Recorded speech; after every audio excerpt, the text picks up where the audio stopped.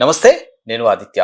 తిరుమల తిరుపతి దేవస్థానానికి సంబంధించిన లడ్డూ వ్యవహారంలో ఏపీ సీఎం చంద్రబాబు నాయుడు మాట్లాడినటువంటి వ్యాఖ్యలకి సుప్రీంకోర్టు స్పందించిన తీరు మనం చూసాం. మరి ఈ అంశం గురించి తెలుసుకునే ప్రయత్నం చేద్దాం. సో మనతో పాటు ఉన్నారు ప్రముఖ నిర్మాత నటికుమార్ గారు. సార్ అడిగి మరిన్ని విషయాలు తెలుసుకుందాం. సార్ నమస్కారం సార్. సుప్రీంకోర్టు లడ్డూ వ్యవహారంలో స్పందించిన తీరు కానీ, చంద్రబాబు నాయుడు మాట్లాడినటువంటి మాటలకి వాళ్ళు చేసినటువంటి వ్యాఖ్యల్ని మనం ఏ విధంగా చూడొచ్చు అసలు? అత్యున్నత న్యాయస్థానం ఏం మాట్లాడినా ఆ మీద కామెంట్ చేయడానికి మనకు రైట్ లేదు. నెంబర్ 1. నెంబర్ 2, అత్యున్నత న్యాయస్థానంలో కేసు వాయిద్యం వచ్చినప్పుడు ఆ కేసులో ఏం చెప్పారంటే, ఎప్పుడు కూడా డాక్యుమెంట్స్ ఇటు ఆర్గ్యుమెంట్ అనేది మీ దగ్గర ఏమేమి ప్రథమకు ఆ డాక్యుమెంట్స్ ఏమున్నాయి, మీరు ఏ విధంగా వ్యాఖ్యలు చేస్తారని అడిగారు. అడిగినప్పుడు ఆ డాక్యుమెంట్స్ అన్నీ కూడా మాకు టైం ఇస్తే మేము మీకు అన్నీ కూడా తమకు సబ్మిట్ చేస్తామని అన్నారు. అది ఎందుకంటే డాక్యుమెంట్స్ అన్నీ కూడా ఎవిడెన్స్తో సబ్మిట్ చేయాలి, మాటలతో కాదు. కనుక ఆ టైం ఇస్తే ఓకే తరలిస్తున్నాను అన్నారు. అప్పుడు దాకా ఈ కేసుని దర్యాప్తులో మేము ఆర్డర్ వచ్చిందా, అదే తదుపరి ఆర్డర్ వచ్చిన దాకా దర్యాప్తు ముందుకు వెళ్ళొద్దు అన్నారు. అక్కడ అయిపోయింది. అయితే ఇక్కడ కోర్టు వారు ఇది సామాన్యం, రెగ్యులర్. అక్కడ ఏదో సత్యమే గెలిచిందని వైసీపీ చెప్తున్న మాటలకి అది అసత్యం. ఎందుకో తెలుసా? కోర్టు వారు చెప్పింది ఏంటంటే, ఎల్లుండి దాకా ఆ మొత్తం మీరు అన్ని చేసిన దాకా ఏది కూడా ముందుకు వెళ్ళొద్దు అన్న మాట ఒకటి మాత్రమే చెప్పారు. తర్వాత ఇంకొక మాట ఏమిటంటే, సత్యమే గెలిచిందంటే కేసు అక్కడ ఏమి ఓడిపోలేదు, గెలలేదు. తర్వాత నాకు చంద్రబాబు నాయుడు గారి మీద అపారమైన నమ్మకం ఏంటంటే, ఆ కలియుగ దేవుడు ఆయనకి ఇష్టమైన దేవుడు. రెండోది ఆయన విలవేల్పే వెంకటేశ్వర స్వామి. ఆ వెంకటేశ్వర స్వామి మీద రాజకీయం చేసే వ్యక్తి చంద్రబాబు నాయుడు గారు కాదు.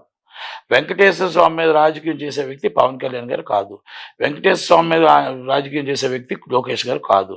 ఇంకొకటి విషయం ఏంటంటే, ఇక్కడ అన్యాయం జరిగిందనేది వాస్తవం. కాకపోతే ఏంటంటే, కోర్టు వారికి ఎవిడెన్స్తో కావాలి కాబట్టి ఎవిడెన్స్ అంతా అన్ని ప్రాథమికంగా తీసుకొని ఆయన ప్రెస్ మీట్ పెట్టారు. అయితే ప్రెస్ మీట్ పెట్టి దేవుణ్ణి ఇలా మనం బదనాం చేయడం కరెక్టా అనేది ఏదో కొంచెం వ్యాఖ్యలు జరిగినట్టున్నాయి. అది కూడా ఏంటంటే, ఇవన్నీ కూడా ఆదిలో ఉన్నాయి కాబట్టి ఇప్పుడు మన కోర్టులో ఉన్న డిస్కషన్ మనం చేయకూడదు. కానీ నేను ఒక్కటి మాత్రం చెప్పగలుగుతా, ఈవెన్ ఈ డాక్యుమెంట్ ఇస్ సబ్మిటెడ్, కోర్టుకి సబ్మిట్ చేస్తారని గవర్నమెంట్ నాకు పూర్తి నమ్మకం నాకుంది. ఒకటి. రెండో విషయం ఏంటుందంటే, వైసీపీ వాళ్ళు సత్యమే గెలిచింది అని చెప్తున్నారు. వాళ్ళు గెలిచింది అనడానికి వాళ్ళు చేసిన పాపాల పుట్ట ఎక్కడ ఎన్ని పాపాల పుట్ట ఉన్నాయి అవి. వాళ్ళు ఇక అది కాదు, మామూలుగా ఇది సామాన్యులు దర్శనం దగ్గర టోకెన్ అమ్ముకున్నారు, 300 రూపాయల టికెట్లు అమ్ముకున్నారు, విఐపి దర్శనం అమ్ముకున్నారు, కళ్యాణం టికెట్లు అమ్ముకున్నారు. ఇవన్నిటి మీద ధర్మారెడ్డి గారి మీద, ఆల్రెడీ విజయ్ కుమార్ రెడ్డి గారి మీద, భూమన కరుణాకర్ రెడ్డి గారి మీద, మనం జగన్మోహన్ రెడ్డి గారి మీద, వైవి సుబ్బారెడ్డి మీద ఎంక్వైరీ వెయ్యాలి. ఇప్పటికీ ఎంక్వైరీ రిపోర్ట్ వేయకపోవడం ఇస్ రాంగ్. వీటి మీద వెయ్యాలి ముందు. లడ్డు మీద జరిగింది కల్తీ అనేది సపరేట్, ఈ అన్నిటి మీద స్కామ్ జరిగింది అనేది సపరేట్. అన్నదానంలో కల్తీ జరిగింది అనేది వాస్తవం. అన్నం మనకు దైవ దర్శనం రోజుకి ఉచిత అన్నం కూడా అక్కడ కూడా తినటానికి కూడా కష్టపడ్డాం. ఎందుకంటే మేము వెళ్ళాం, ఎన్నోసార్లు మేము వెళ్ళి వచ్చిన తర్వాత చాలా చాలా చాలా ఇబ్బందికరంగా ఉన్నది. దేవుడు దర్శనానికి వెళ్ళేటప్పుడు మనం దేవుడి దగ్గర ఏది ఉంటుంది అది మనం అమృతం కింద తీసుకుంటాం. ఏది జరిగినా ఏది ఉన్నా దేవుడు ఇచ్చింది అమృతం, విశ్వమైన అమృతం కింద తీసుకుంటాం. ఎందుకంటే అది దేవుడు మహాప్రసాదం అనుకుంటాం. కనుక దేవుణ్ణి మనం ఎవరో కించపరచడం కానీ ఎవరు అత్యంత న్యాయస్థానం మీద మనం ఎప్పుడు మాట్లాడకూడదు, ఏ రోజు కూడా మాట్లాడకూడదు. ఎందుకంటే అత్యున్నత న్యాయస్థానం మనకు ప్రధానమైన ప్రభావం. మన దేశానికే అత్యున్నత న్యాయస్థానం.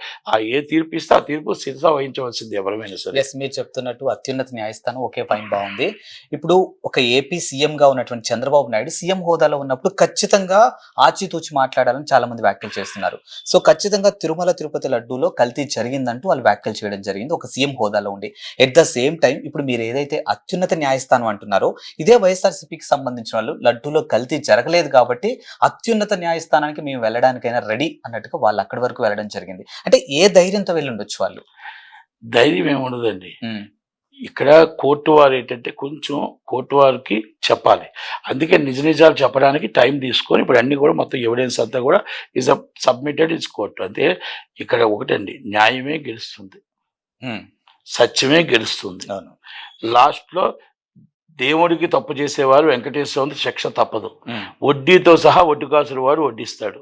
అది ఎవరు తప్పు చేసినా మేబీ నేనేమంటున్నానంటే ఆ విషయంలోని లడ్డు విషయంలో కల్తీ జరిగిందనేది, అది కల్తీ ఎలా జరిగింది, ఏం జరిగింది అనేది కోర్టు వారి దృష్టిలో ఉంది కాబట్టి మనం 100% అన్యాయం జరిగిందనేది మనం అక్కడ దేవుడి దగ్గర స్కామ్ జరిగిందనేది మాత్రం చెప్పగలుగుతాం. ఇంకొక మాట చెప్తున్నా, అడవి మొత్తం కొట్టేసి గంధప చెక్కను స్మగ్లింగ్ చేసింది మీరు కాదా?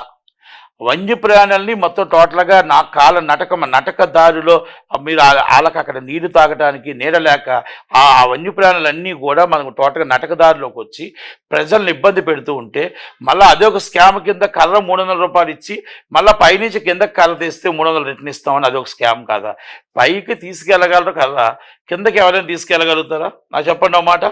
అంటే తెస్తే 300, తేకపోతే స్కామ్. మళ్ళీ జగన్మోహన్ రెడ్డి గారికి ఉండిలోకి వెళ్ళిపోయి ఇలాగ ఇవన్నీ కూడా మీరు డబ్బు చేసుకోలేదా, క్యాష్ చేసుకోలేదా?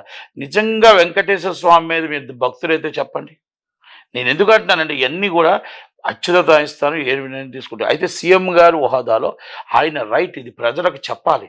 ప్రజలకు చెప్పకపోతే ఆయన తప్పు చేసిన వాళ్ళు అవుతారు కాబట్టి అందుకనే ప్రజలకు ప్రాథమిక సమాచారం ద్వారా మొత్తం ఏదైతే ఉందో ఎక్కడెక్కడ సెకండ్ ఒపీనియన్ కూడా తీసుకున్నారు. నాకు తెలిసిన సమాచారం ప్రకారం ఫస్ట్ ఒపీనియన్, సెకండ్ ఒపీనియన్ తీసుకొని ప్రెస్ మీట్ పెట్టారు. అవన్నీ కూడా ఈరోజు మొత్తం టోటల్గా ఇవాళకి వాదన జరుగుతున్నప్పుడు ఇప్పుడు వేడివేడిగా ఈరోజే ఇప్పుడే డాక్యుమెంట్ సబ్మిట్ చేసి ఉండదండి. ఎందుకంటే వాటికంటే లాకు ఒక రూల్ ఉంది.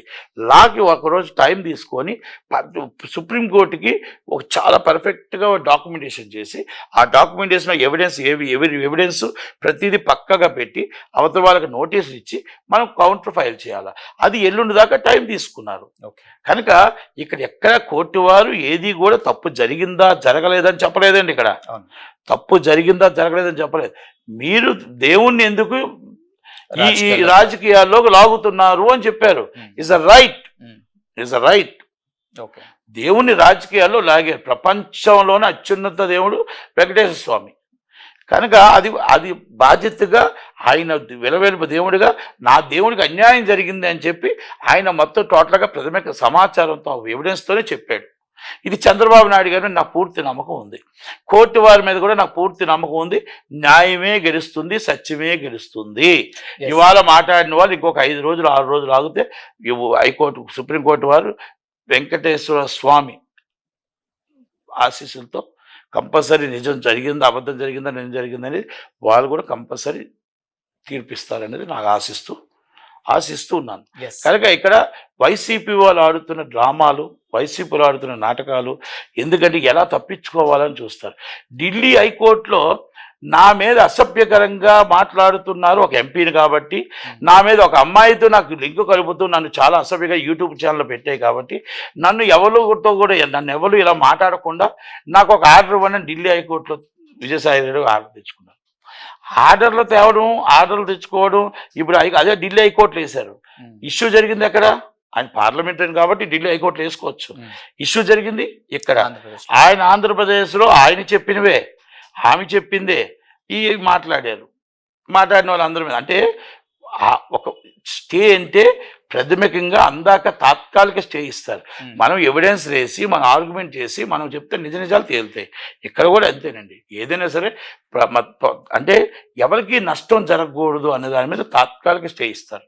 ఆ తాత్కాలిక స్టే ఇచ్చిన తర్వాత ఫైనల్ ఆర్డర్ అది మీకు రావచ్చు, ఆయనకి రావచ్చు. ఏది నిజం ఉంటే అదే ఆర్డర్ వస్తుంది. కనుక మన కోర్టుని నమ్మాలి, న్యాయాన్ని నమ్మాలి, న్యాయానికి బద్దులే ఉండాలి. కనుక చంద్రబాబు నాయుడు గారు కూడా న్యాయానికి బద్దులే ఉన్నారు. సార్, మీరు ఒక సినీ ఇండస్ట్రీ ఒక నిర్మాతగా మీరు చెప్పండి, ఇప్పుడు ఈ లడ్డు వ్యవహారం ఏదైతే కొనసాగుతుందో AP deputy CM Pawan Kalyan మీద సినీ ఇండస్ట్రీకి చెందినటువంటి ప్రకాష్ రాజ్ చేస్తున్నటువంటి వ్యాఖ్యలు మనం చూస్తూనే ఉన్నాం ట్విట్టర్ వేదికగా. సో మరి ఏపీకి కొత్త బాబా వచ్చారని, సో పంగనామాలు పెడుతున్నారని, సో అండ్ సో ఆయన చేస్తున్నటువంటి ఆ ట్వీట్ల మీద మీ కామెంట్ ఏంటి అసలు? అది తప్పేనండి, అలా చేయకూడదు. ఆయన దేవుడి భక్తుడు, అమ్మవారి భక్తుడు, దేవుని భక్తితో జీవిస్తున్నాడు. హిందుత్వంలో ఆయన హిందువుల్లో చక్కగా ఆయన రోల్ ఆయన పాటిస్తున్నాడు. కాకపోతే ఏంటంటే ఈ అవతల వాళ్ళు కూడా Christian and Muslims, Hindu or Muslim or Christian అందరూ మనం ఒక్కటే, అది కూడా మనకు ఉండాలి. కొంతమంది ఇక్కడ ఏంటంటే ట్రోల్ చేస్తున్నారు. ఎందుకంటే జగన్మోహన్ రెడ్డి క్రిస్టియన్ అవ్వచ్చు, యేసు ప్రభు తప్పు చేయలేదు. జగన్మోహన్ రెడ్డి క్రిస్టియన్ అయ్యి ఏసు జగన్మోహన్ రెడ్డి తప్పు చేశాడు, జగన్మోహన్ రెడ్డిని తిట్టండి అంతే తప్ప యేసు ప్రభుని తిట్టకూడదు. ఎందుకంటే ఎంత యావత్ మొత్తం ప్రపంచంలో ఉన్న క్రైస్తవులు అందరూ బాధపడతారు. మీరు అల్లా ముస్లిం తప్పు చేయొచ్చు, అల్లా తప్పు చేయలేదు. మీరు అల్లా మీద ఇలా మాట్లాడకూడదు. అంటే ఈజ్ ద మైనారిటీస్ మీద మన కింద ట్రోల్ చేయడం అనేది ఇది కరెక్ట్ కాదు. నేను చెప్తున్నా, హిందూ వారు ముస్లిం వారు క్రిస్టియన్, మనం పవిత్రత, తిరుపతి పవిత్రత ఎంత గొప్పదు, చర్చ్ ఆధ్యాత్మిక చర్చ్ వాళ్ళకి అంతే పవిత్రత. అలాగే మనకి ముస్లిమ్స్కి మసీద్ అంత పవిత్రత. కనుక వాళ్ళని ఎప్పుడు కూడా ఏ రోజు మనం ఎవరితో మాట్లాడకూడదు, అన్నదమ్ములుగా మనం ఉండాలి. ఇది సెక్యులర్ రాజ్యం. మనం దయచేసి ఈ విషయంలో. రెండోది, మన పవన్ కళ్యాణ్ గారిని మాట్లాడడం అనేది, ఇవాళ మాట్లాడిన మాటలు అనేది పూర్తిగా ప్రకాష్ రాజ్ తప్పు. ఆయన బ్యాలెన్స్ తప్పిపోయాడు. మొన్న మాట్లాడింది కరెక్ట్. మొన్న మాట్లాడింది ఆయన ఏం మాట్లాడాడంటే, ఏమండి పవన్ కళ్యాణ్ గారు, ఇది దేశం అంతా పాకకుండా, ఇది మత దేశాలు రెచ్చగొట్టకుండా, ఒక మతానికి కొట్టకుండా, తప్పు చేసిన వాళ్ళ మీద యాక్షన్ తీసుకొని వాళ్ళ మీద కేసు రిజిస్టర్ చేయించండి, ఇది దేశం మొత్తం టోటల్గా పాకకుండా చూడండి అన్నాడు. ఇది ఒక మంచి పద్ధతి, సలహా. ఆ సలహాలో ఏదో ఆయన తప్పు అనిపించింది, ఏదైంది. కానీ ఇవాళ మాట్లాడిన మాటలు ప్రకాష్ రాజ్ గారు తప్పు, చాలా తప్పు. ప్రకాష్ రాజ్ గారు మాట్లాడిన మాటలు, ఆయన పంగనామాలు పెట్టాడు, బాబా వచ్చాడంటే ఏంటిది? మీరు ఎవరిని అవమానిస్తున్నారు? పవన్ కళ్యాణ్ అవమానిస్తున్నారా? దేవుణ్ణి అవమానిస్తున్నారా? మీరు ఎవరిని అవమానిస్తున్నారు? మీరు is very intelligent, very good person, కానీ ఇలాంటి వ్యాఖ్యలు కరెక్ట్ కాదు, తప్పది. ఓకే. సో ఏపీలో కూటమి అధికారంలోకి రావడానికి ముందుగా ఎన్నికల ప్రచారంలో చేసినటువంటి సూపర్ 6 పథకాలు ఏవైతే ఉన్నాయో వాటిలో నుంచి డైవర్షన్లో భాగంగా AP CM Chandrababu Naidu, deputy CM Pawan Kalyan మత రాజకీయాలు చేస్తున్నారంటూ వైఎస్ఆర్సీపీకి సంబంధించినటువంటి కొంతమంది నేతలు సోషల్ మీడియా వేదికగా ప్రశ్నిస్తూ ఉన్నారు. అసలు ఈ కామెంట్లు మనం ఏ విధంగా చూడొచ్చు? నేను ఒకటే మాట్లాడుతున్నాను, వైసీపీ వాళ్ళ మాటలు మనం ప్రాథమికంగా పట్టించుకోవాల్సిన అవసరం లేదు.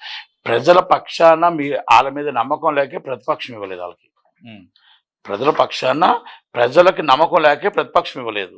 ఇప్పుడు సూపర్ 6ని వాళ్ళు ప్రతిదీ కూడా రేపు దసరాకు ఒకటి, రేపు 3 సిలిండర్లు ఇస్తానన్నారు. ఆల్రెడీ మహాలక్ష్మి పథకం రావాల్సి ఉంది. ఇవన్నీ కూడా మీరు ఖజానా మొత్తం దాచుకొని ఖాళీ చేసి వెళ్ళిపోతే అక్కడ కూడా ఇవ్వడానికి ఫండింగ్ కావాలి కదా. అది కూడా ఎక్కడ క్రియేట్ చేసుకుంటూ వస్తున్నారు కదా, ఇవన్నీ జరుగుతున్నాయి కదా. 100% ఏదైతే ఇచ్చారో హామీలన్నీ నెరవేరుస్తారండి. ఒకటి, వైసీపీ వాళ్ళు చేస్తున్న నాటకాలు, వైసీపీ చేస్తున్న ఆటలు ఏంటంటే, వాళ్ళు తగిలిన తమాషా చూసి ఈ ఫేక్ సోషల్ మీడియాలో ప్రచారం చేస్తూ ఉన్నారు. చాలామంది వైసీపీ నాయకులు ఇదే పని మీద పెట్టుకుని కూర్చున్నారు. జగన్మోహన్ రెడ్డి గారి డబ్బు ఉంది, బయటకు వస్తే మొత్తం డబ్బులన్నీ ఖర్చు పెట్టి జనాలు మొత్తం ఆయన బిక్కురు చేసినట్టు 1000 మందికి సెక్యూరిటీ, అలా ఉండాలి. ఆయన సంతోషం. ఆయన అందరూ మధ్య నడుస్తూ ఉంటే నేనే చీఫ్ మినిస్టర్, ఇప్పటికీ నేనే చీఫ్ మినిస్టర్ అంటుంటాడంట. నిద్రలో లేచి చీఫ్ మినిస్టర్ ఆర్డర్ పాస్ చేస్తుంటాడంట. ముందు చంద్రబాబు నాయుడు వేసాను డీజీపీలో అని అంటాడంట.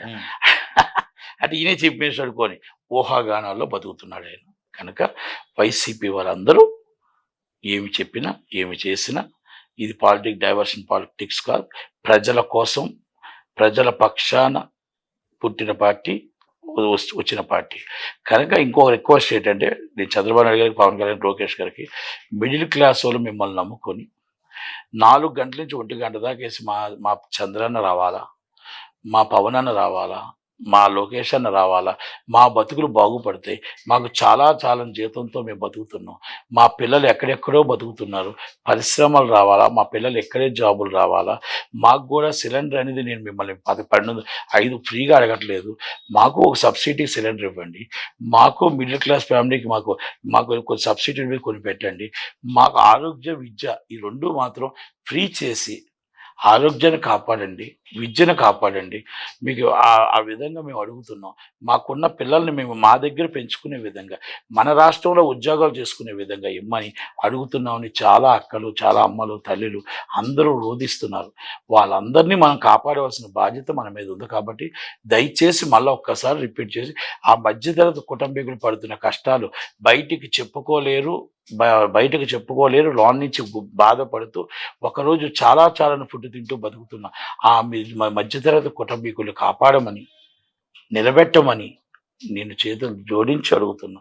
ఎందుకంటే వాళ్ళందరి తరపున ఎవరో ఒకరు అడగాలి కాబట్టి నేను పవన్ కళ్యాణ్ అందరికీ తెలుసు కనుక మళ్ళా నేను రిక్వెస్ట్ చేస్తున్నా అంతే.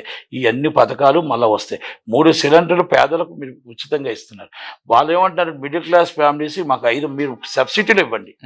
బియ్యం 100 రూపాయలు ఉంటున్నాయి, 100 రూపాయలు సబ్సిడీలో మా బియ్యం ఇవ్వండి, పప్పు సబ్సిడీలు ఇవ్వండి, ఆరోగ్యం విద్య అనేది మస్ట్ అండ్ షుడ్ మాకు ఇవ్వండి. మా పిల్లలు ఎక్కడో పరిశ్రమలు తీసుకొచ్చి మాకు ఇక్కడ మా పిల్లలు మా దగ్గర ఇంత అన్నం తినే విధంగా పెట్టండి. ఎక్కడో హైదరాబాదు బెంగళూరు చెన్నై ఉండిపోయి మా పిల్లలు ఇబ్బందులు పడుతున్నారు, కష్టాలు పడుతున్నారు కనుక చాలా జీతాలతో బాధపడుతున్నారు. దయచేసి మా పిల్లలు మేము చూసుకునే విధంగా దగ్గర ఉండేటట్టు చూడమని రిక్వెస్ట్ చేస్తున్నారు. వాళ్ళు రిక్వెస్ట్ చేస్తున్నారు. వాళ్ళ తరపు నుంచి నేను చంద్రబాబు గారిని, పవన్ కళ్యాణ్ గారిని, లోకేష్ గారిని రిక్వెస్ట్ చేస్తున్నాను. ఎస్, ఫైనల్ గా ఈ అంశంలో ఒకటి క్లారిటీ ఏంటంటే, ఇప్పుడు ఏదైతే సుప్రీంకోర్టుకి సంబంధించిన అంశాలు మనం చూస్తూనే ఉన్నాం, మరి ఇప్పుడు ఆల్రెడీ లడ్డు కల్తీ వ్యవహారంలో సిట్ అధికారులు ఒకవైపు నుంచి దర్యాప్తు చేస్తూనే ఉన్నారు. బట్ ఈ రోజు సిట్ అంటే రాష్ట్రానికి సంబంధించిన వాళ్ళు కాబట్టి వీళ్ళని మేము నమ్మే పరిస్థితిలో లేము అన్న విధంగా వైఎస్ఆర్సీపీ వాళ్ళు వ్యాఖ్యలు చేస్తూ ఉన్నారు. మరి ఓవరాల్ గా దీని గురించి మీరు ఏం చెప్తారు అసలు? సిబిఐ విచారణ చేసిన, సిట్ విచారణ చేసిన, ఏ విచారణ సుప్రీంకోర్టు సిట్టింగ్ జడ్జితో విచారణ చేసిన దేవుడికి మంచి జరగాలి. ఇక్కడ మన దేవుడికి వచ్చిన భక్తులకి వాళ్ళకి అన్యాయం జరగకుండా ఉండాలి. ఆ భక్తి ఆ నమ్మకాన్ని ఒమ్ము కాకుండా హిందూ సనాతన ధర్మాన్ని ఎవరు ఇబ్బంది పెట్టినా శిక్ష పడాల్సిందే. అది ఎవరికైనా ముందు శిక్ష పడాల్సిందే. ఏ విచారణ చేసినా అందరూ స్వాగతిస్తారు, ప్రపంచం స్వాగతిస్తారు. ఎస్, తిరుమల తిరుపతి లడ్డు వ్యవహారానికి సంబంధించిన అంశం ఏదో ఉందో దీని మీద ఇంకా పూర్తి క్లారిటీ రావాలి అని అంటే నట్ కుమార్ గారు చెప్పినట్టు ఇంకొక 4-5 రోజులు ఖచ్చితంగా వేచి చూడాల్సిందే. సో మరి సుప్రీంకోర్టుకి ఇటు ఏపీ సీఎం చంద్రబాబు నాయుడు దానికి సంబంధించిన ఆధారాలు సమర్పిస్తారా లేదా, ఇవన్నీ మనకి ఫుల్ క్లారిటీ రావాలంటే ఇంకొక 4 రోజులు వేచి చూడాల్సిందే. చూస్తూనే ఉండండి అవచారం. Thank you.